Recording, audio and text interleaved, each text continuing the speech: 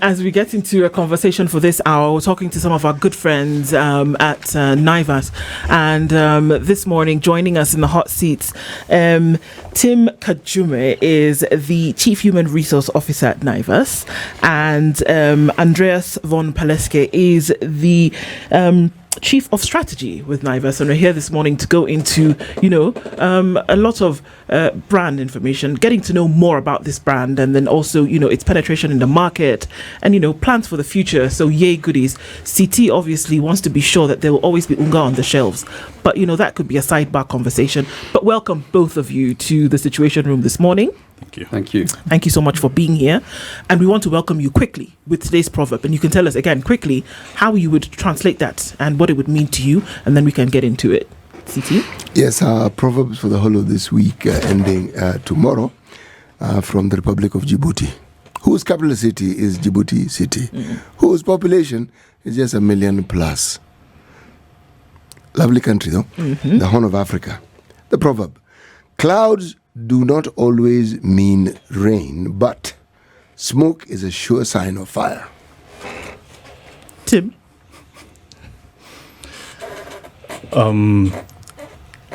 Thank you. Glad to be here. That's an interesting proverb. In Kenya we say where there is smoke, there is fire. We do. So that is as certain as there is. But sometimes, so I think basically what the proverb means is not everything we see seems to be what it is. Or we could see a certain situation and we think it's taking a certain trajectory, because sometimes you see clouds, we all assume it's going to rain and it quickly passes away. But there are certain signs that when you see, you most definitely know what the end product is going to be. Okay. Oh, okay. What about you, Andreas? I'd second what Tim has just said. I'd say every cloud has a silver lining. I know in some parts of the world rain is a good thing. It's not always perceived to be a good thing. So I think sometimes we see clouds and we see a negative, but I'd like to think there's something positive that might be there. So not every cloud may mean something negative. Well, there you go. Well, absolutely. All right. And, just reintroducing us to this brand that we've all come to know over the last, many years. And that's Naivas. And then getting into, what the Naivas brand has grown to be. Maybe we can just, tell us again where we are. The last time you were here, Andreas, you had just opened your 100th store in Kenya. And now going towards next week, as you said, 110. So something is going well, isn't it? No, look, thank you, and I really enjoyed the conversation when I was here last. Naivas has been around since 1990, so we've been around for close to 35 years now. During that time, we've grown tremendously across the country. 100 stores when we were here was no small feat, and we've continued to grow. And I think what's been really important for us as a business is that we grow sustainably, and we do that by ensuring we serve our customers really well. We look after our staff and our suppliers and all of our stakeholders well, and really grow in partnership with everyone. And I think that's what stood the test of time for us. So, from a point of view, Tim, when we are saying that, it's grown, obviously it's grown with people, yes, and it's grown with resources to be able to move this along. What has that journey been like, involving folks in the growth? Interesting, but challenging. We are now just about 12,000 employees. Managing 12,000 employees is no mean feat. And not just, as Andrea said, it's taking care of the employees. So it's not just about recruiting people, it's about developing them and about taking care of our employees. So it's been an interesting journey. Arguably one of Kenya's largest employers with 12,000 employees. And we look forward to growing probably double that in the next couple of years. Yeah. Okay. So, let's look at the market in terms of, how the spread has been and what you've then been able to provide to Kenyans. And not just Kenyans, but anybody living within the boundaries of Kenya and doing the shopping here. And what have you been able to see that was necessary to be able to push this growth to the point that it has achieved? Our mission is to provide a world-class shopping experience. And I think since the founding of the business and as we've evolved as a business, we've tried to really stay true to that. That's meant we've had to continue to evolve. I spoke about it last time. Continue to evolve in terms of what customers want, in terms of the ambience in our stores, offering a broad selection of fresh items. I think really exciting customers and making what can sometimes be perceived as a boring experience, the weekly, monthly shop, a little bit more exciting for our customers, both in terms of the experience and, of course, importantly, in terms of the value that we offer. You know, for someone whose experience with you is born out of necessity, I need to shop because probably I've been instructed to go and shop. As often happens. I've often wondered when I walk into a supermarket, what is the thinking behind where you place all the wares you have in the supermarket from the time I enter? How you decide about the process of deciding the space you must have between the shelves that you have, and how it is you also decide on what it is you are going to be known for as opposed to other things, and what it is that you are going to sell. Because there are businesses similar to yours where you go to and they indicate that they have, say, for instance, a hardware section, and you go and find nails and a hammer. It represents some form of hardware, but you'd expect some pipes, some ropes, a little more. What is it that makes you decide? What is it? What are the determinants of this process that I've just described? Good question. So I think you as a shopper are really interested in getting what you want at the right price and getting it quickly and getting out. Yes. Because you're probably not interested in dwelling in the supermarket or in any retail outlet really for that long. So the fact that you've started to walk into one of our shops, that's a good thing for us. So we've won the first battle. We've managed to bring you into our brand, and we're very grateful for that. It's then our job to try and tempt you into buying perhaps some additional things and putting some additional items into your basket. So yes, we provide you with the essentials, but we know you'll go looking for those. So when you walk into one of our stores, you'll see an abundance of fruit and vegetable, some freshly baked items. Those are clearly there to one, of course, create an ambience that we provide very good quality products. We're very proud of what we do in our fresh departments, but it's also to entice you as a customer, to maybe tempt you to buying that piece of cake or that donut that perhaps you didn't intend or that wasn't on your shopping list, but perhaps given the quality of what we have on offer, you might be tempted to put it into your basket. So when we think about a supermarket brand, we think about that more often than not.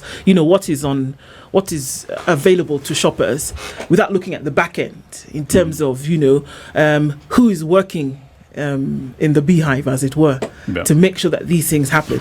So Tim, you seem to have some kind of control over how that happens, and how then has this 12,000 man, woman strong force then been able to come together over the years? Yeah, as you've said, what you see is just a tip of the iceberg. Most people walk into a supermarket, and as Andreas has described, you just see this very well laid out store, everything in the right place and so on. But the logistics behind it, the science that goes behind it, you're looking at a whole army of people who support for that to work. The same thing like we are here in studio. You've got a whole army of people who are making sure that we are live and all that. So we've got some of our most critical departments. One of them is commercial. These are the people who ensure we have the right products, what the customers want, how they're displayed, and so on. Then we've got supply chain. Supply chain are the ones who ensure that the products move from whether it is the supplier, the manufacturer, and so on, into our warehouses, from our warehouses, into our stores. And that's actually one of our biggest departments. Then you've got other support functions. We've got HR, you've got IT. You can imagine every time you go into a shop, everything is IT based, from the POS to everything you see on display and everything. We have a a whole IT department that ensures that everything, all your transactions are done correctly, the pricing is done correctly, and so on. We've got the HR team that supports the 12,000 employees. We've got a legal team. We've got an admin team. So all these teams have to work in tandem with each other to ensure that the world-class experience that we are giving to our employees is actually world-class. Yeah. So that when you walk into that store, it is seamless. From the time you get in to the time that you leave the store, the experience that you're getting is indeed world-class. Mm-hmm. Yeah. Just a quick question. You've talked about your 12,000 employees and your desire to improve them. Just give us in a nice package. If I'm looking for a job, and I fit in those categories, be it supply chain, be it IT, etc., why would I choose Naivas as an employer? What makes you head and shoulders above the rest? Good question. Especially within the retail space. For the longest time, retail has always been perceived as what I would call blue-collar jobs, or like people who didn't require huge qualifications. Most people always perceived retail as a big kiosk, Yes. if I may put it that way. And it isn't. It's a kiosk with shelves. It's a kiosk with shelves. So what has happened over the years, it has really evolved. All right. Everything is scientific, data-driven, and so on. So what makes us apart, number one, is cutting-edge technology. So what you are trying to describe, what Muga was asking, how do you ensure that, how do we know what we put there is what you require, and the process that Andreas described, there's a science that goes into that. Now, as you know, we've been the pioneers of some interesting shop experience in this country. And so when we talk about innovation, we are leading when it comes into retail. So that's one of the aspects that we provide. Secondly is the experience that we give to our employees. Number one, the culture that we have at Naivas is as opposed to what retail has been, where it is almost like Anyapara kind of old style with a foreman and with a stick, and or some shops where somebody is standing and making sure that everybody, or you in your station and so on. So we have got a culture where people are accountable, people are loyal to their business, and this has come from our own leaders. When the MD started this business, the kind of culture that he inculcated with the staff.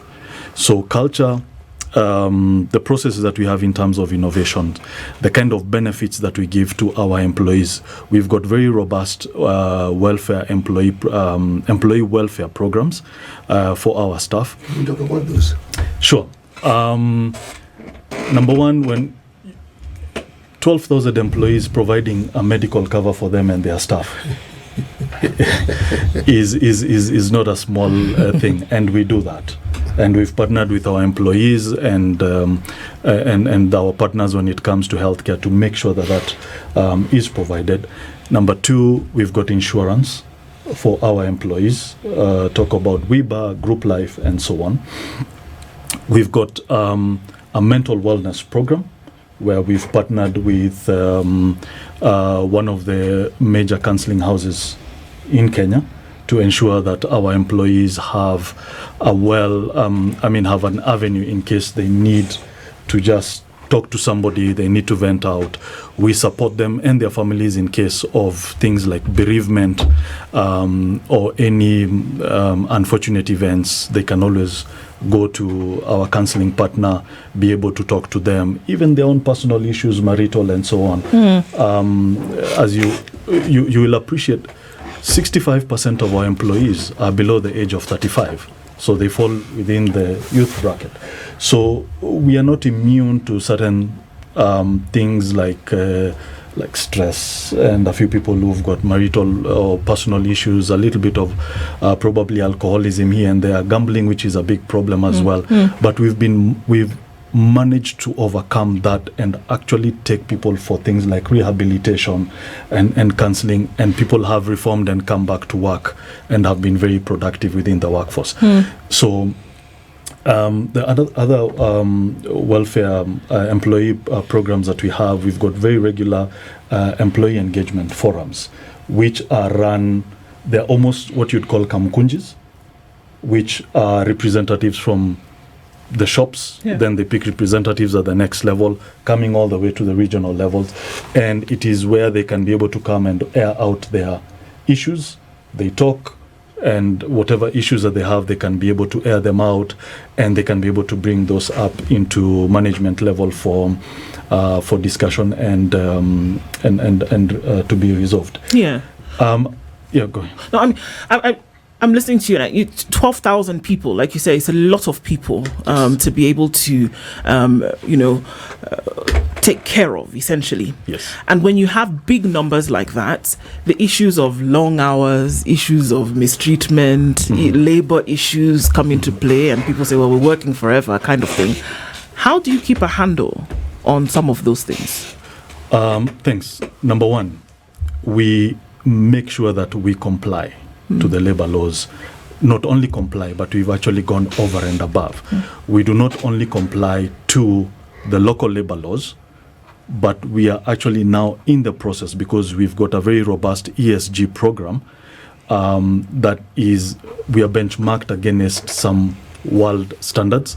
So we are actually working on ILO standards. Okay. So when it comes to things like working hours, we actually comply. Our employees actually, in retail, is not 8 hours as most people think it is 8 hours. It's actually 7.5 hours in a day.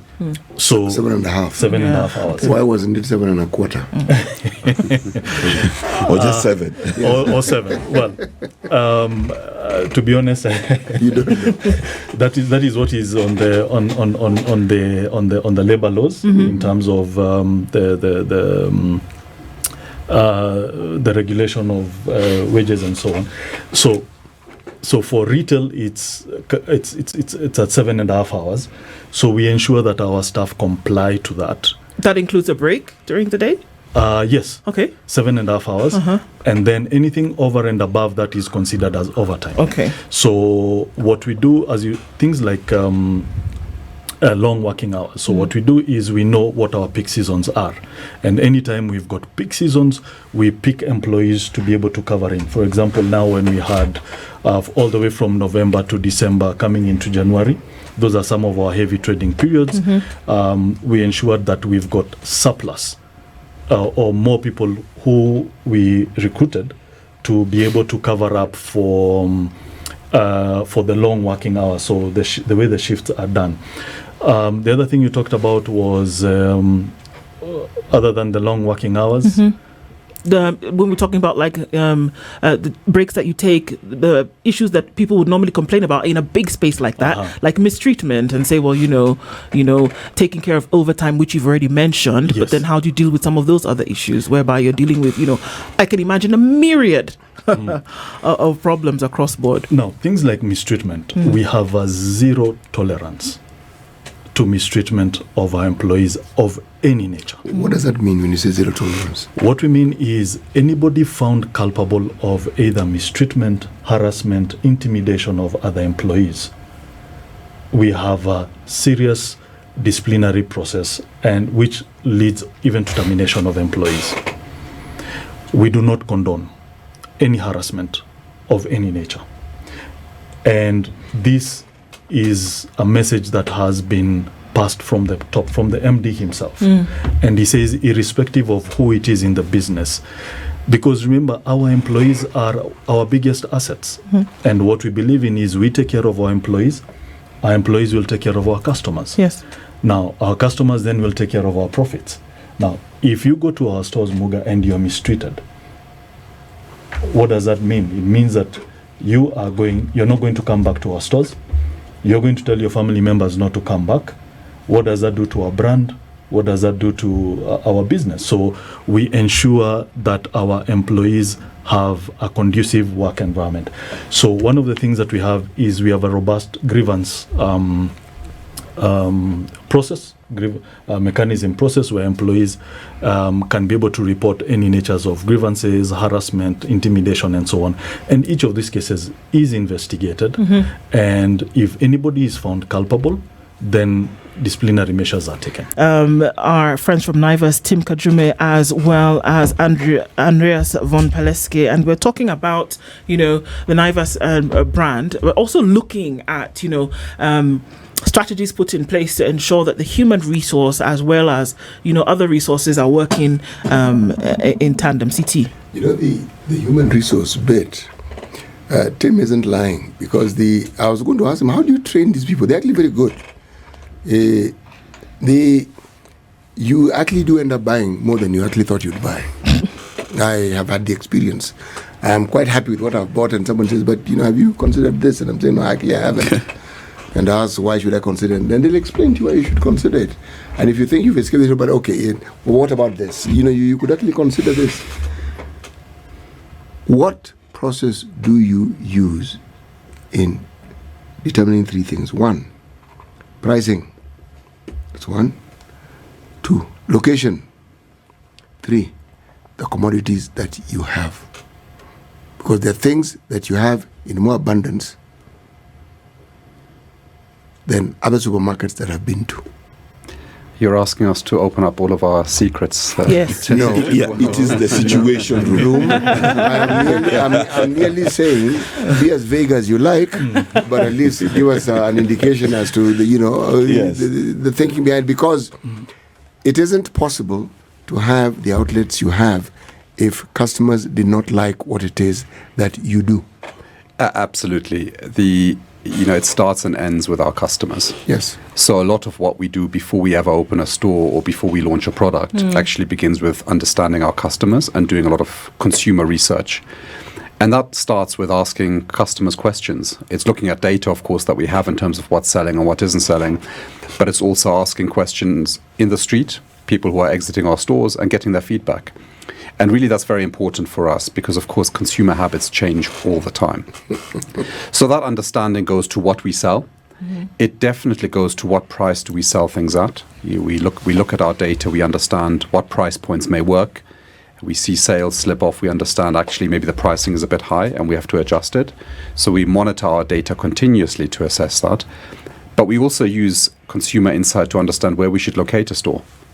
That may be there is a big urban conurbation already today where we say this is an absolute no-brainer. If you go to places like Kilimani, Lavington, there are a lot of people and a lot of high-rises there. But it may also be, if you look at the store that we're about to open in Tartu City, something that's future-proof, something where we're saying actually, yes, there is good demand today, but actually we see this area really growing in the future, and we want to be there when people move to the area. So I think there's a very high degree of science in terms of determining all of those aspects that you asked: the price, what we sell, and where we locate our stores. And it changes continuously. You'll find that products that worked for us in the past no longer work for us today, and vice versa. Consumer habits change, and we have to bring new products onto our shelves. In terms of commodities, which of course is a very relevant point or a very relevant question for our customers, especially in hard times. I think it's about two things. It's about offering the choice in terms of the product that people may want, but most importantly, it's about offering it at a price that they can afford. Just a quick one. In the influx of online buying and things like that, what is your strategy as head of strategy to answer the question that there are some products that are not on Kenyan shelves? Kenyans desire them because they've seen them on YouTube or wherever. What is your answer in terms of strategy of being able to meet the needs of the aspirational Kenyan? A very good question, and we look at that all the time. I think it's worth remembering we're a mass market retailer, so we look at serving people's everyday needs. And to the extent that there are products that people, maybe that's a breakfast cereal, maybe that's a yogurt, something to the extent that people demand it, there is enough demand for it. We will absolutely stock it and ensure that we can provide it to the customer. If it's a more niche product, chances are maybe some other retailer may be more suited to providing that product because that doesn't really fit into our supermarket go-to-market strategy. But broadly speaking, again, it very much depends. We are guided by our customers. Our customers tell us what they'd like, and if we think the demand is big enough, we will absolutely look to stock it. So, for example, some of us would want, let's say, lactose-free milk. Specialized. In fact, this is actually a practical problem. This is a true story. Sugar-free drinks, right? Those can be scarce and far between. So demand like that, how does that happen? Because I can tell you, you've got 2-3 customers here. So as I was saying, we really try and listen to our customers attentively. Of course, we also partner with our suppliers, so the people that bring the products to us. So it's about having a continuous dialogue, really trying to stay on top of what the pulse in the market is. And you're absolutely right. The whole free from is a niche but very fast growing segment. It's very important to a lot of our customers, and in fact, we have dedicated spaces in our stores that provide that. Right. How do you give the customers that you have an opportunity to tell you about the experience directly? Because I was looking at the social media when I talked about the service that I get. One of the listeners who's online told me I am lying, that the customer service that they probably have had in Naivas was unpleasant. And the thing about social media is people tend to be as rude as they possibly can be. See, my experience was good. Clearly, this particular customer didn't have a good experience. So how do you provide an opportunity where that can be communicated, whether the experience is actually good or bad? Yes. Absolutely. And first of all, I'm obviously very sorry to hear that this particular individual didn't have a good experience with us. As Tim was saying earlier, we stand and fall with our reputation. And that really is very much driven by how you experience our service in stores, and something that we really strive for in terms of excellence. But we have to accept we're not perfect, and sometimes we get it wrong. We have various ways of getting in touch. Of course, social media is incredibly popular, and a lot of people reach out through our own channels and their own channels in terms of giving feedback, both good and bad. Yeah. And we listen to that actively, and we compile that, and we look at what the feedback on social media is, and we take that on board in terms of devising our strategy. There are forums in store, and in fact there are customer feedback books in store. So if you have a bad experience or a good experience, which we hope to be the case most of the time, you can actually give that feedback directly in store. But we also have an email address. So there are various ways of getting in touch with the business, and we listen to that very intently because, as I was saying when I was last here, Kenyan customers are very demanding. That doesn't always make our job easy, but actually we enjoy that because it makes us better as a business. And so we relish getting that feedback because we want to improve. How then do you translate that to then the folks who are, again, working in the back end, or the folks who are at the till, or the folks at customer care? How then do you, bleed that kind of information across board so that everybody's on the same page? We're human beings, so you wouldn't expect everybody every day to have a smile on their face for the 7.5 hours that they're working. Yeah. But how then do you pass that message across so that everybody is essentially on the same page? As I said earlier, it's about the culture. So it starts with the end in mind. What is it that we want to achieve? And that is excellence. And that then now gets cascaded downwards into now the various departments that support the stores. One, we start by the kind of training that we give our employees. From the day they get onboarded, the kind of training that they get, and continuous training. And one of the things that we do is for you to move from one position to another, we conduct rigorous assessments. Okay. It is not just we think you're good at your job, so we are now promoting you. No, you still have to have the right attitude, aptitude for you to be able to handle that particular job. And we do continuous training for the staff. The other way that we ensure that happens is we've got monthly, let me call them audits, where we've got a team that goes around all our stores and measures each store using 7 parameters that we've put in place as a business to ensure that excellence is standardized. So they go into any of our stores and they're able to audit, and it audits from everything from the look and feel of how the store is, including the employees. And each store is mapped with what we call RAG. So it's either red, amber, or green. So if you're in green, then we know that you're doing something good. If you're on amber, then we tell you there are a few areas that you need to correct. If you're on red, then we put in corrective measures, include sending in, we've got what we call coaches for different areas, and a coach would move in and be able to work with that particular store on the areas that they are red or amber, to ensure that the standards are improved. And what happens is that this assessment, this monthly assessment, is what eventually goes into the incentives that we give. Sigei, one of the things that I didn't mention is we also give bonuses to our staff. Right? Okay. Bonuses, what exactly? It's exactly that, performance bonuses. Okay. Cash. Cash. Yes. At the end of the year, Yes. based on the performance of the business, Yes. and our employees know that if we perform well, if we hit our numbers, if we hit our budgets, then there is some incentive that comes. And not just, so we give bonuses. We also have branch competitions, so we know which is the best branch in this parameter, and they get to win mbuzis, and they get to win other prizes as well. And we also give, at the end of the year, we give shopping vouchers to everybody in the business. This last December, staff got about 10,000 shillings each as a shopping voucher, just to appreciate the good work that they have done. Hey, this business is well thought out, isn't it? My friend, 10,000. Everybody. And there are 12,000 employees. I've done the maths. Yeah. That's.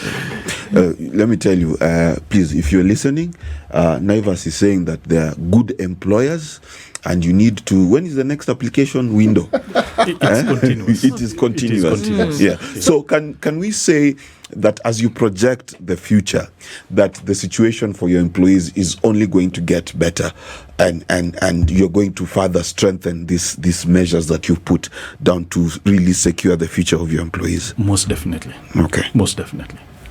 So of course, with that number, then, so what do you, there would come challenges, right? Yes. So things like employee turnover, Yes. how have you been able to deal with that over the last few years? Is it high? And if so, how do you then deal with issues of staff retention? And then with the rolling, take on of more employees, how do you balance all of this?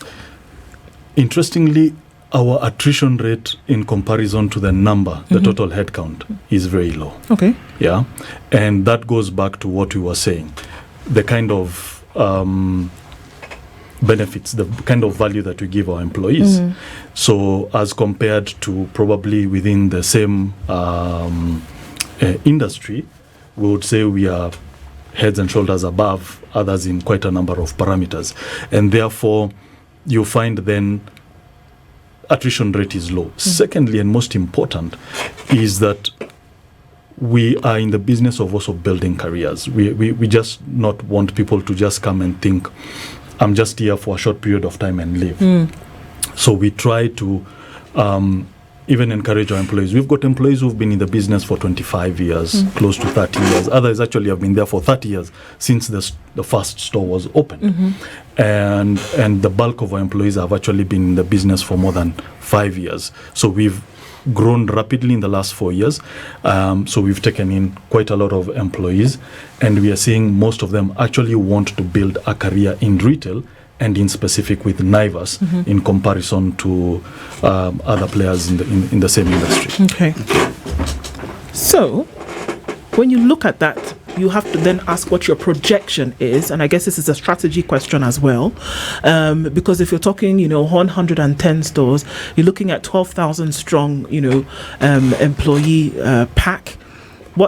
How far can you go? How high is high? It's interesting. I've been with the business for 8 years. At the time, we had around 30 stores. We thought getting to 60 stores was a big win, doubling from then. We're at 110. It's always so hard to predict. I think the one thing that really stands out for us is we've grown sustainably.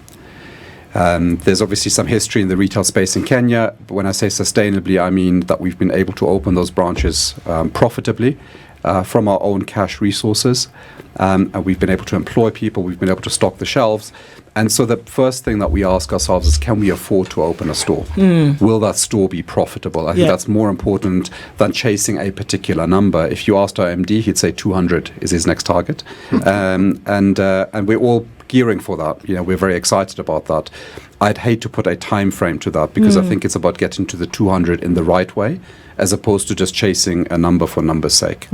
Are there any counties in this country that does not have a Naivas store? Yes. Why? Strategy. Take the hot potato and throw it back to Andreas. I think some for historical reasons, in terms of the location, we had a store in Garissa. Some time back, we no longer have a store there. But I think for us, it's not about is one country more important than another. It's purely around where do we see the demand for our product, where can we open a store profitably. We're here to serve all Kenyans across the demographic spectrum. We are not focused on a particular Kenyan to say, actually, this customer with this income is who we're serving. We're here for everyone. We're very proud of the fact that I think everybody feels comfortable walking into one of our stores. And so when the opportunity presents itself anywhere in Kenya, as long as we can open that store and we feel that we can open it profitably and ensure that that store will be there for the foreseeable future, we will do so. Okay. So if we look at the way... we can have this conversation, but we can't have it void of taking into consideration what the market looks like, isn't it? And I like the fact that you talk about a sustainable manner in which expansion will take place. But then we can't ignore what we've seen in the market before with what I have now coined for myself as the curse of the supermarket chain, whereby there have been quite a number that have fallen by the wayside because of different issues, right? And sadly, we have too many of an example in the market to ignore.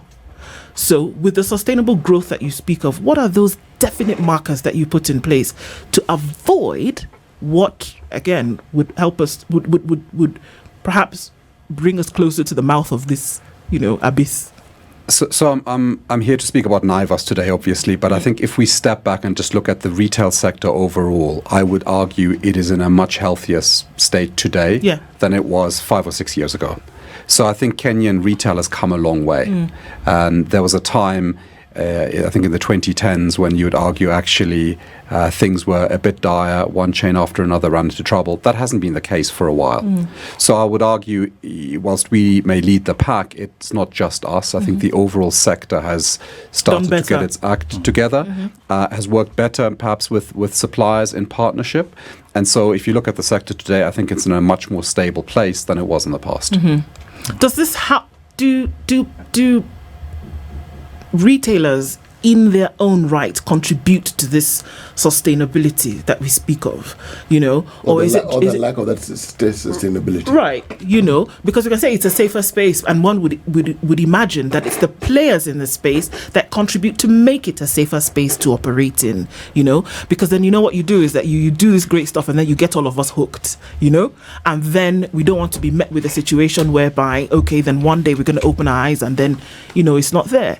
But do you contribute to making that space safer to operate in?